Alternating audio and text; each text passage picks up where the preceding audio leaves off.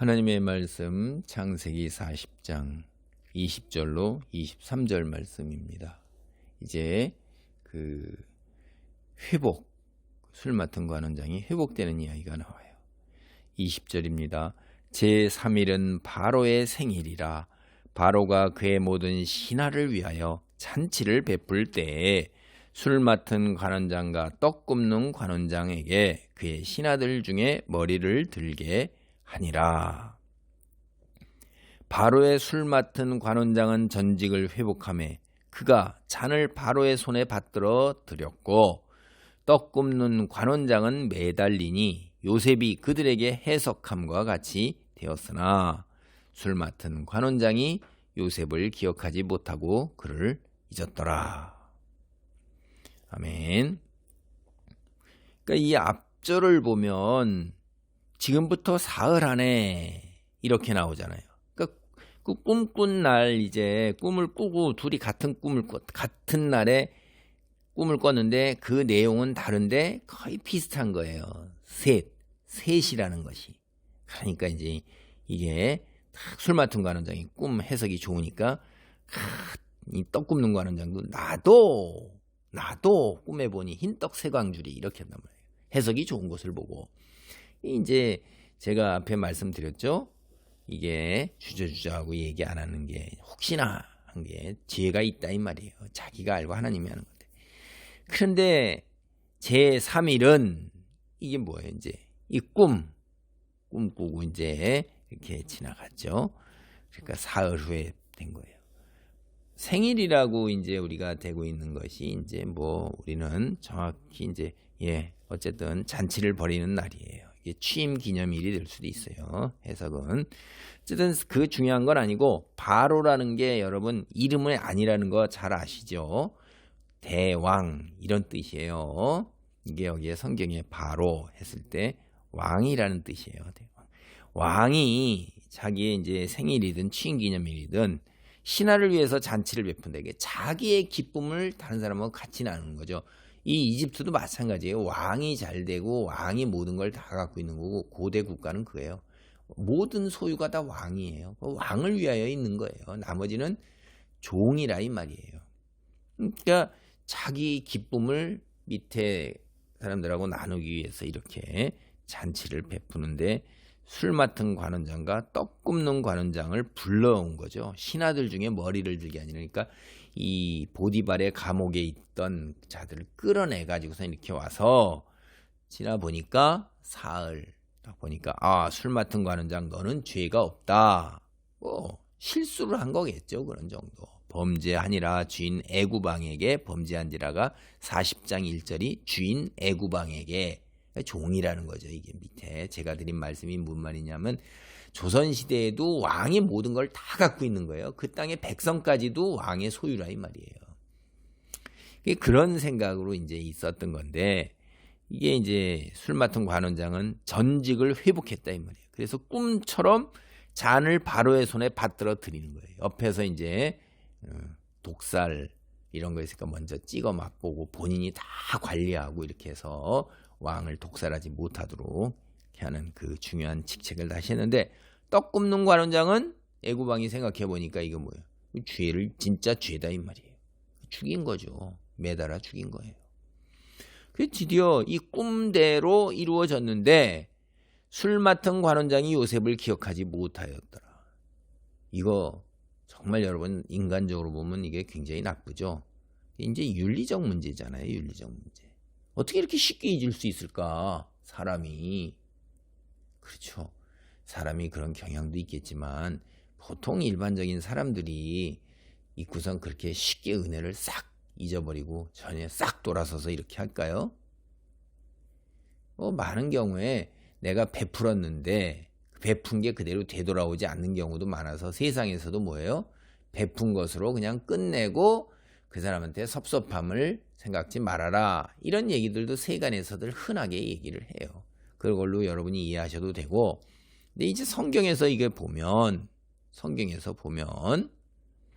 하나님의 역사라는 거예요. 이게 술 맡은 관원장이 요셉을 기억하지 못하고 잊은 거는 하나님께서 이런 꿈을 꾸게 하고 요셉에게 해몽을 할 수 있는 은사를 베풀어 준 것과 마찬가지로 술 맡은 관원장도 아직 하나님의 때가 이르지 아니하였기 때문에 요셉을 기억하지 못하게 하는 거예요. 개인적인 문제를 순전히 개인적인 문제만은 아니라는 거죠. 그래서 하나님의 때가 이르지 않았기 때문에 하나님께서 요셉을 기억하지 못하도록 하시는 하나님의 손길이 거기 스며들어 있다는 것을 뒤에 성경 전체를 보면 우리가 알 수가 있어요. 그래서 인간이 자기가 잘난 것 같아도 통치자 하나님이 계시다는 거 우리가 믿어야 돼요. 인정해야 되는 거예요. 뒤에 가면 이제 술 맡은 관원장이 요셉을 기억을 하죠. 이렇게 되는데, 그러니까 우리가 사람들이 내가 베푼 것을 어떻게 그렇게 쉽게 잊고 나한테 그러지 않았으니 이게 그거 금방 이렇게 낙담하고 실망하고 이럴 필요도 없는 거고 다 사정이 있겠거니 형편이 그러겠거니 이렇게 하고 넘어가게 되고 이해하고 이렇게 되면 진짜 그럴 수도 있고 아닐 수도 있고 뭐 그렇죠? 그렇게 이렇게 좀 폭넓게 이렇게 받아들이면서 이렇게 해야 돼요. 그냥 잣대를 가지고선 탁탁탁탁 이렇게 하는 것이 결코 아름답지도 않고 그 다음에 그것이 본인에게도 도움이 안 되고요. 그 다음에 본인도 이럴 경우에 요셉이 술 맡은 거 아니에요. 그럴 수 있으니까 이렇게 하면 요셉도 실수하게 되는 거예요. 왜냐하면 그게 하나님의 개입이었기 때문에. 그러니까 우리는 모든 거에 너그러이 그럴 수 있겠지. 이렇게 하고 가는 것이 그리스도인다운 삶이라고 들어요. 자, 이제 보세요. 술 맡은 관원장, 떡 굽는 관원장 갔어요. 술 맡은 관원장 복직됐습니다. 야, 이제 뭐라고 그랬어요? 어? 당신이 잘 되시거든 나를 생각하고 내게 은혜를 베풀어 내 사정을 바로에게 하려 이 집에서 나를 건져주소서. 여기서 옥에 갇힐 행하지 아니하나이다. 꼭 그렇게 신신당부를 했는데 야, 이제나 저제나 하고 기다리는데 목 빠지게 기다리는 거 아닙니까? 이게 현실에서 겪는 한번 입장에서 생각을 해보세요. 그런데 안 와요. 소식이 전혀 없어요. 그렇게 하고 얼마나 갔습니까? 41장 넘어가 만 2년 후에 2년이 흘러가는 거예요. 여러분 지금 28살이에요. 그러면 30살에 요셉이 애굽의 국무총리가 되는데 17살에 끌려와서 이 꿈꾸고 이렇게 복직되는 사건이 이런 때가 지금 11년이 지나가지고서 28살이 됐는데 얼마나 억울하겠어요. 하나님 꿈 해몽하는 능력도 주시고 꿈 꾼 거 하는 것도 하나님의 뜻이라서 내가 이렇게 해몽도 해줬는데 하나님 능력으로 하나님 이게 뭡니까? 왜 이렇게 나는 억울하게 당하고 형제들하고 떨어져서 고향을 떠나서 이방 땅에서 감옥에 갇혀가지고선 이렇게 살아야 합니까? 응? 이게 얼마나 억울하겠어요. 하나님께 기도 안 했을까요? 기도하는 거죠. 왜냐하면요. 이 앞에서 보면 해석은 하나님께 있지 아니하니까 내게 이르소서. 이 말은요. 내가 기도해보지 않는 거예요. 뒤에 다니엘 가면 그 꿈꾼 거 페르시아 왕이 꿈꾼 거 바사 왕이 꿈꾼 거 기도하고선 뜻을 알고 가서 얘기해 준단 말이에요. 이게 늘 교통하고 있으니까 내게 이르소서 하고 딱 그냥 해석이 그냥 나오는 겁니다. 하나님의 놀라운 능력이 있는 거죠. 자, 요셉이 어떻게 살았어요? 이렇게 해서 아이고 나는 이제 뭐 그냥 맨날 눈물로 허구한 날 눈물로 좌절하면서 될 대로 되라 이제 난 모르겠다 이렇게 산 게 아니에요. 보면은 요셉이 그럼에도 불구하고 그냥 자기 현실에 그냥 충실하게 사는 거예요. 아이고 때가 하나님 밤마다 이제 하나님께 기도하고서 계속 하나님 때가 언제이니까 주여 나를 여기를 벗어나게 해주시옵소서 고향 땅으로 돌아가게 해주시옵소서 이렇게 했는데도 하나님이 뭐라고 얘기했어요? 그래 내가 내일 그렇게 해주마라고 그러는 건 아니시죠. 그러나 하나님이 분명히 그랬을 거예요. 요셉이 확신 속에서 살아가는 거예요. 지금은 때가 아닌데 믿고 기다리고 있어라. 때가 되면 모든 것이 다 아름답게 이룰 날이 올 것이다. 내가 너를 높은 자리에 찬란하게 영광 중에 인도할 것이다.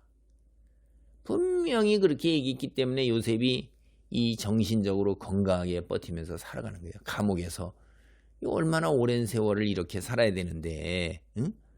처한 상황하고 상관없이 자기의 지금 현실 속에서 겪는 육체적 고통과 정신적 어려움과 상관없이 믿음으로 하나님과 교통하면서 때를 기다리면서 현실에 충실하게, 응? 충실하게 모든 일에 진실하게 그렇게 살아갔던 거예요.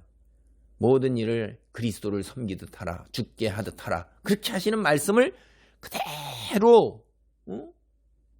그대로 이뤄가고 있는 거예요. 그래 주변 사람들이 다 하나님이 동행하시는 사람이다라는 칭찬을 하는 거죠. 그리고 인정을 하는 거예요. 그게 주어진 시간이고, 지금 정금 같은 신앙과 놀라운 하나님의 뭐라고 그럴까요? 성품을 온전하게 갖추어 갈 때까지 계속해서 고통과 시련 속에 있는 거라 이 말이에요. 그리고 지금 요셉의 입장에서는 한 줄기 희망이나 빛이 보이지가 않는 거예요. 이게 그래도 혹시나 하고 잡았던 그 끈마저도 깜깜무소식이잖아요. 근데 정말로 이때 많은 생각을 했을 거예요. 되돌아보고 내가 무엇을 잘못했는지, 하나님 꿈꾸게 하셨는데 정말로 이 꿈이 무엇인지 여러 가지 엄청나게 많은 생각을 밤마다 하면서 기도하면서 이렇게 됐는데, 그렇게 사는 것, 여기에서 보면 우리는 다시 한번 제가 말씀드리지만 현실에 우리의 처한 상황과 상관없이 성경 66권을 다 가지고 우리에게 인생의 여정 끝에 하나님의 놀라운 영광의 날이 기다리고 있다는 것, 그리고 이 인생 속에서도 하나님께서 때가 되면 많은 이들은 회복시키신다는 것, 성경이 분명히 모든 것이 합력하여 선을 이룬다는 그 말씀을 믿는다면 처한 현실을 바라보지 아니하고 합력하여 선을 이루는 그것을 바라보면서 나아가야 한다. 하나님 감사합니다. 요셉을 보면, 현실을 바라보면 좌절하고 낙담하고 아버지 생을 마감해야 하는 것이 바를지도 모릅니다. 세상 사람들은 생명의 끈을 놓습니다. 이런 속에서 더 이상 희망이 없습니다. 빛이 없습니다. 그러나 하나님을 믿는 그 믿음 속에서 내가 지금 겪고 있는 상황과 상관없이 합력하여 선을 이룬다는 하나님 말씀을 신실하게 믿고 의지하고 순종하며 지금 현실 속에서 진실하게 충성되게 성실하게 살아가는 그 삶을 이루어가는 것을 봅니다. 우리도 그런 놀라운 삶의 경지에 이룰 수 있도록 축복하여 주옵소서. 예수님의 이름으로 기도하옵나이다. 아멘.